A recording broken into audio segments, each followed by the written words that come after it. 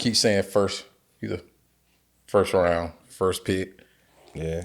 Add that. First African American. Add that to it. It's funny. I wasn't even Was thinking about that at the time. You didn't even think about it at the time. What does it mean now when you go back and look at it? Like, I the think significance. I think about change, that's man. powerful. I think it's very powerful, man. I think about change. I think about the league when I speak on that subject and when you ask that question. I'm actually doing a documentary right now on the evolution of the black quarterback, and it's going to be real intriguing when you see like when we go back to the '60s and work back to where we are now to Patrick and to Deshaun Watson and to Lamar Jackson and where we are now. My boy Jalen Hurts. Jalen Hurts, like Jalen, you know what I mean? Jalen gonna be featured on it.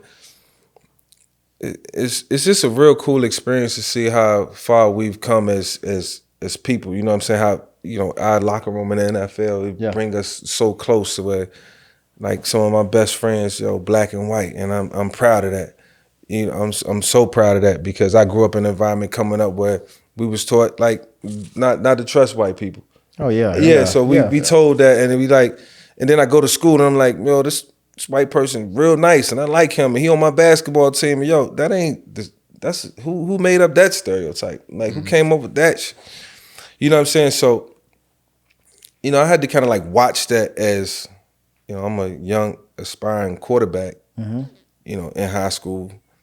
You know, you hear about the stereotypes, guys who ain't make it because of the, you know, you might not be smart enough, you might not be tall enough, you might not be the pocket pass. I'm like, yo, it's a whole bunch of circumstances to come along playing this position. I might want to switch the receiver or something. Right. You know what I mean? Like just being real with myself. And then I had a dude who told me that, you know, one day he was like, he looked at me, he was like, yo, he'll be a DB. That like crushed me deep. And so I was just like, man, I just gotta do me and believe in what I know I can become. That's all it takes, man. Confidence. You feel what I'm saying? That confidence. I was like, man, and college started out rough. I had to learn defenses, then learn the offense, and then it all came together, bro. And it was just like, I'm an NFL quarterback, and still to this day, I can go out like I played in that flag game the other day and still throw a couple touchdowns. You know, for real, still put in that work. So.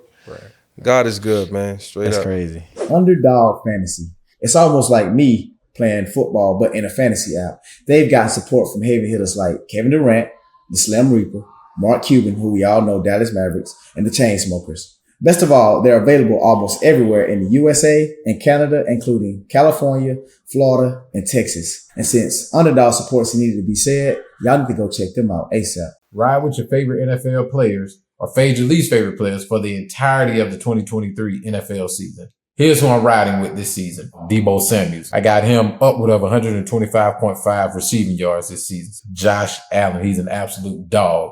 I got Josh Allen throwing upward of 32.5 passing touchdowns this season. You can come join me through using the promo code CHEETAH. Go download the app and visit the website and see for yourself. Must be 18 years or older and present in a state where Underdog Fantasy operates. Terms apply. Are you concerned with your play? All you gotta do is call 1-800-522-4700 or visit www.ncpgambling.org.